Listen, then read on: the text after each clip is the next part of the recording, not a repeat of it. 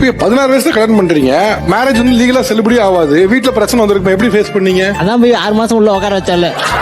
எங்க ஜெயிலியா? ஜெயில கேஸ் ஆயிடுச்சு. இவங்களை கூட்டு போயிட்டு எங்க அம்மா கால விழுந்து எங்க அம்மா தாலி எடுத்து கொடுத்து கல்யாணம் முடிச்சாங்க.